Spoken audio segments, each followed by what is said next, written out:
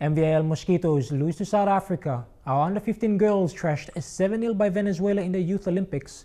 And TNT have a big win in touch rugby.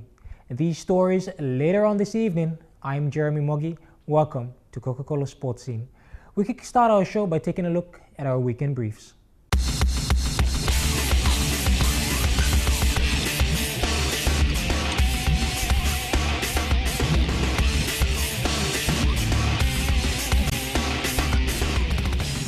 We start off with hockey, and United took on Seagulls, who were hoping to make it into the top 4 with the finals of the Palm Hockey Association looming.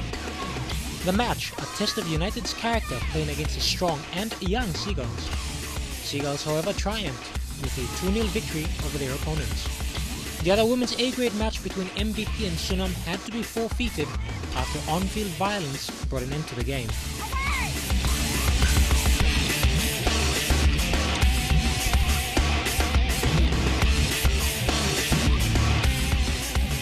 Touch rugby in MRDC 1 thrashed the national 5-0 as Aon had a narrow 2-1 win over BJM Recruitment in the mixed open division of the Palm Industry Touch competition. The mixed matches also saw TNT take on MRDC 2 in a one-sided affair. TNT in orange scored twice before MRDC had time to settle and went on to score 2 more tries, taking a 5-1 lead heading into the first half. The second half continued in the same fashion with TNT dominating. The final score, a resounding 8-4. Other results in the mixed division had Lakwalai beat WR Carpenters 6-1, and ANZ Lotus defeating NPC PNG 5-2.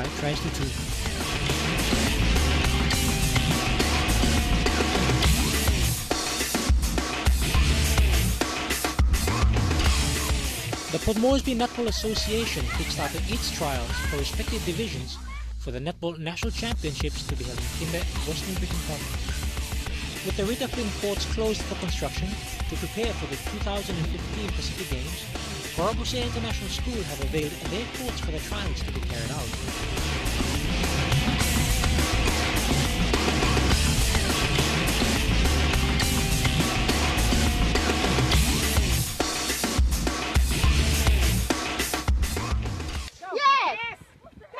While sports has no place for unethical behaviour and violence on and off the field, it seems to be a matter that needs careful attention, which should be executed immediately. Hockey, a popular yet silent sport in Port Moresby, had its share of on-field drama yesterday.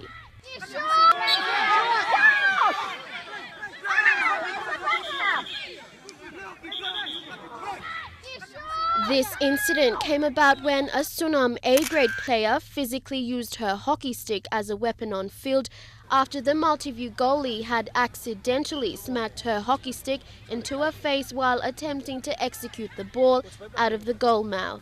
An official from the NCD Hockey Association confirmed the incident, while umpire Osman Kekesan, who officiated the match, urged those on the judicial board to take this matter seriously. In our eyes, we don't allow that. That's kind of dangerous play for us. So we had to abandon the game for all safety, for the players and for the spectators.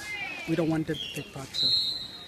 So that's our decision. So we are looking into that decision. We're trying to cut out. We're trying to make sure that hockey is safe for everyone, both men and women.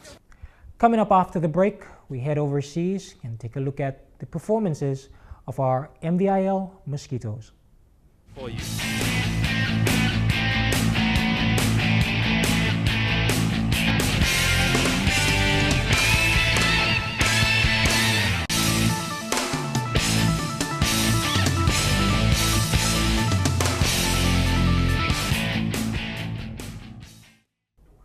Lack of discipline and focus cost the MVIL Mosquitoes a much-needed win against South Africa in the 2014 AFL International Cup in Australia, losing by 9 points. The score is a close 8-11 for 59 to 7-8 for 50. The MVIL Mosquitoes entered St. Mary's Oval in Geelong, confident in winning their third game, and positive vibes fill the air when Willie Icy scored the team's first goal 15 minutes into the game. Filled with aggression and more determination compared to previous ICs, South Africa meant business when they returned the favour and scored a goal 2 minutes after PNG.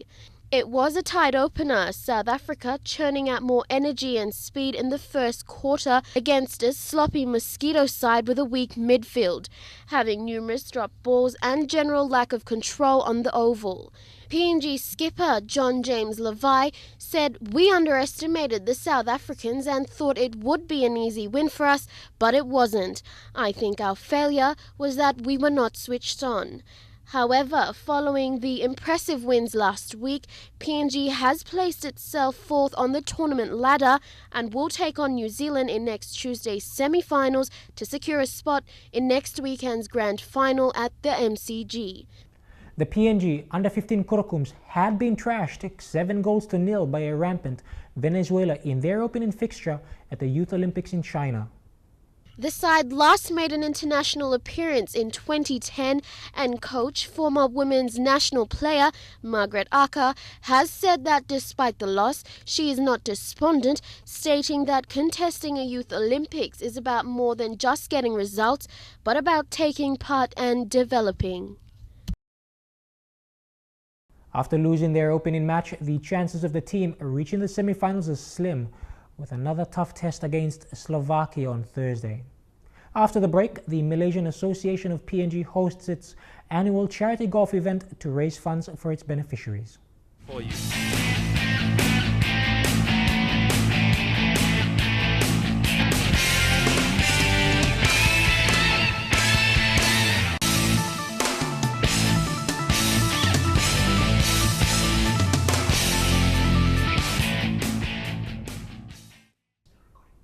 The Malaysian Association of PNG's annual MBC charity golf event teed off on Friday morning with 42 corporate and private teams taking part. Now, the event is to raise funds for a number of different charity organizations, with the Port Moresby General Hospital to be a major beneficiary. Teeing off for charity, 42 teams from major business houses pitted against each other in the 36-hole event.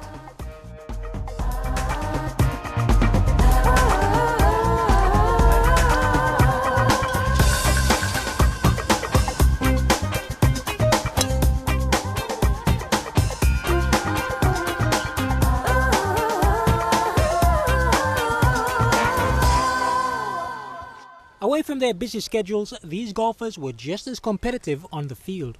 Organizing chairperson Ivan Liu was happy with the commitment shown by the companies.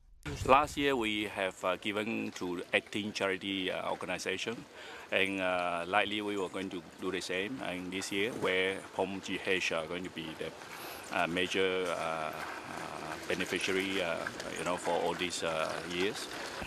Now I saw your first tee off here, not the best one in the world. I have not been playing for a whole last 3 years. This year, this is my second game. So actually, I didn't actually play for the last 3 years. 4.6 million kina has been raised over the past 13 years that the NBC charity golf event has been happening. And last year alone, they raised 900,000 kina, with organizers hoping that 2014 may be even more generous. Yes, we have been actually doing well year after year. We got a very good support from about 170 corporate. They coming year in and year out to support this event. I think we really feel proud and wish we can do something for PNG.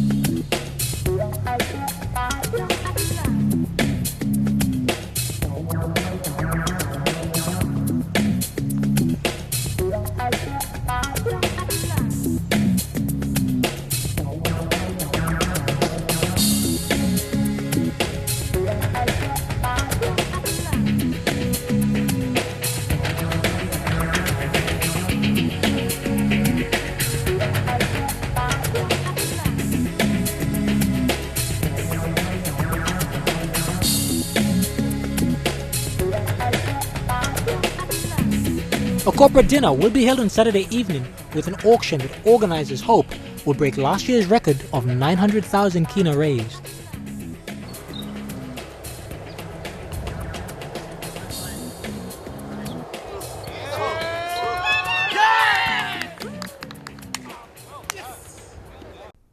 After the break, we bid farewell to the old Bisini Soccer ground as the closing ceremony brings an end of an era in Port Moresby soccer.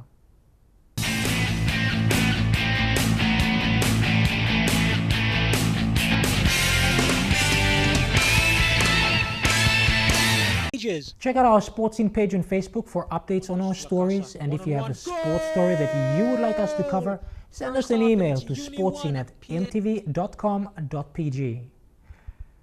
Bisini Soccer Grounds in Port Moresby, which has been the home of football for over 3 decades, was officially locked yesterday.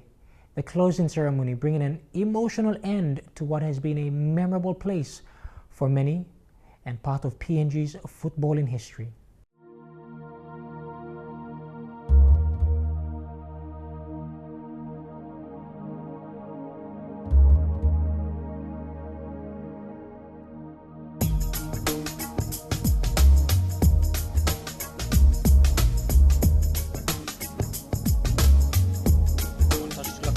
One-on-one goal! First half, and it's Uni 1, PS 0. I have some lots of best memories for Bisini, and I think that is the one that I can't forget is the grand final against PS Roots, which the only goal that I've scored, where I had to split very tight defense of PS Roots. That time, you know, the club, during those days, the soccer was really tough. And PS was one of the team that is a team that you can, to play hard to beat.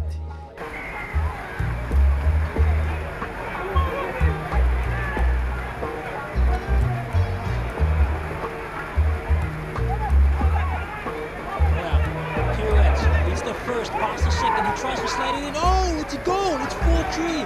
And Rapatona have fought back in the dying stages.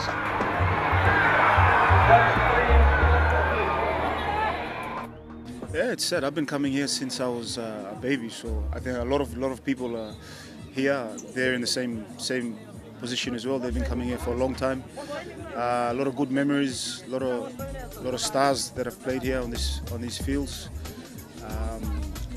My first heroes of football are from this field, and I think a lot of players, they feel the same way too. So it's sad to see the field go, but as well, I think it's exciting for the new change.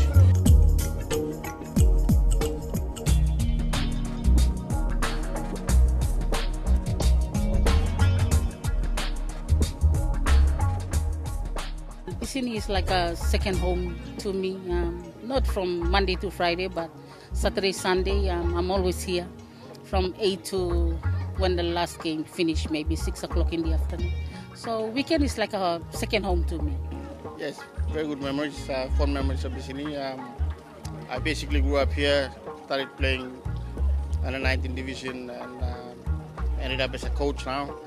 A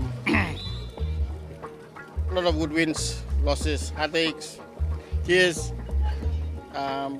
But most of all, family. I've met a lot of people here who have become very close to me and become family to me. And that's what I remember Bisini most about.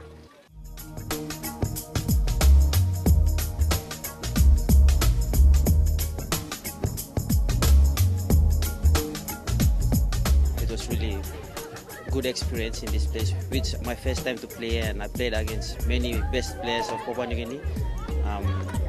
Naming like Sticky Mali and Paul Comboy and those players. It's really good playing against them, and so Bisini really create lots of good players in Papua New Guinea.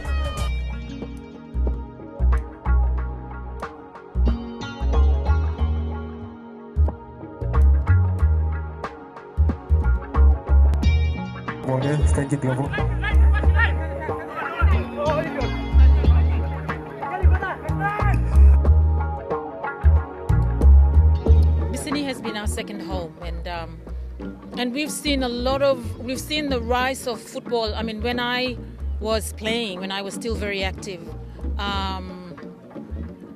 Bisini has seen some very, very good players come and go. In fact, not just Bisini, but Papua New Guinea as a whole. This place brings a lot of memories because this is where we made a lot of relationships, long-time relationships, not only with our partners, but with friends that we have stuck together with as a family until now, until this day. So like for the University Soccer Club, we have a real soccer family in this club.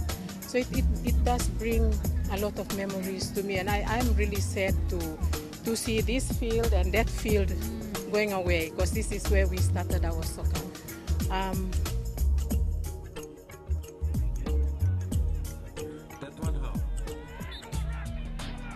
There will be a transformation along Bisini and plenty of memories by going them.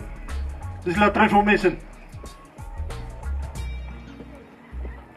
So all members below me will contribute the clubs. Also we talk business or executive. Now everybody else will even contribute. They coming up now. Now long 2014. By God send he come up. Those that they looking all drawings below Bisini. By no longer have Bisini 1 and 2. By got only Bisini 1 plus field long here, plus the other one will be where currently softball and stop long here.